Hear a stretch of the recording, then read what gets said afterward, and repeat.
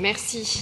Monsieur le maire, mes chers collègues, la délibération qui nous est présentée ce matin concerne un point très particulier. Les modalités de remboursement des abonnés Vélib n'ayant pas accepté les conditions du nouveau service. Mais finalement, c'est l'illustration parfaite du fiasco du Vélib. Alors concrètement, de quoi parle-t-on? Pour les abonnés ayant choisi de se réabonner, le crédit financier dont ils disposaient était transformé en bonus temps dans le cadre du nouveau service. Alors je ne sais pas si beaucoup des abonnés Vélib en avaient conscience, mais en tout cas moi je l'ai appris en lisant cette délibération.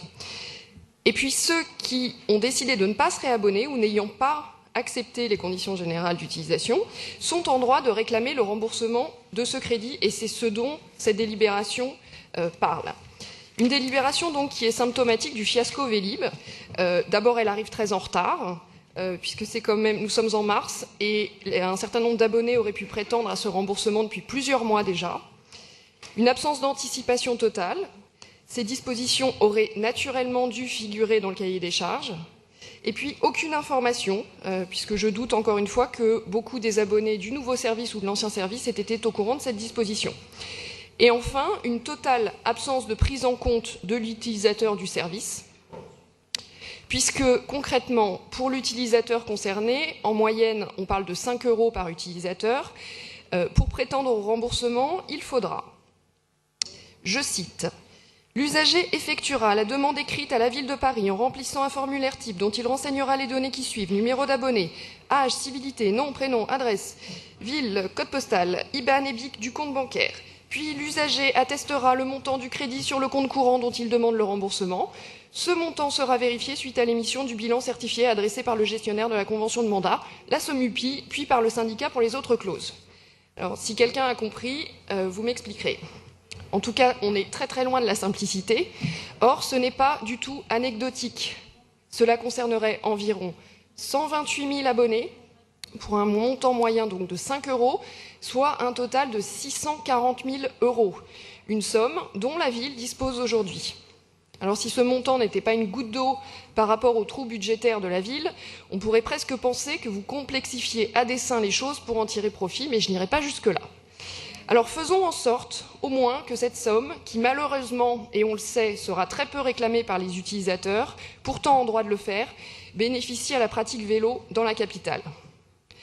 Comme décisionnaire ultra-majoritaire au sein du syndicat mixte Vélib Métropole, il est temps que vous preniez vos responsabilités. Sur le déploiement des stations, bien sûr, l'opérateur a annoncé un service effectif au mois de juin, donc faites en sorte de vous assurer que nous ne dépassions pas ces 6 mois de retard.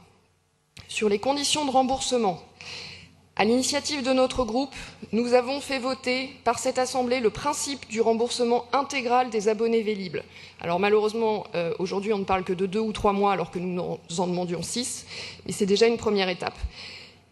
En revanche, il ne serait pas acceptable qu'une procédure aussi complexe que celle que nous étudions aujourd'hui soit envisagée pour les clients Vélib.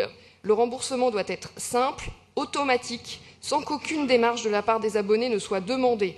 Ça ne peut pas être le parcours du combattant que cette délib décrit. Responsabilité également sur l'indigence du service client actuel. Un service client injoignable, des erreurs à n'en plus finir, l'impossibilité de résoudre certains problèmes basiques, des courses indûment facturées. Vous devez exiger de l'opérateur que le service soit à la hauteur de la promesse. Et puis sur l'information, j'en ai déjà parlé, totalement insuffisante aujourd'hui. De la communication chantier aux informations transmises aux abonnés, les abonnés sont laissés totalement sans information. Alors la gestion catastrophique de ce dossier Vélib a des conséquences sur le nombre d'abonnés au service. On estime que seuls 140 000 utilisateurs sur les 290 000 abonnés en décembre 2007 se sont réabonnés. Et donc ça a évidemment des conséquences sur le développement de la pratique cycliste à Paris. Ce fiasco a des implications tangibles sur une politique publique que nous avons tous unanimement soutenue. Il est temps d'arrêter l'amateurisme et de prendre enfin vos responsabilités. Je vous remercie.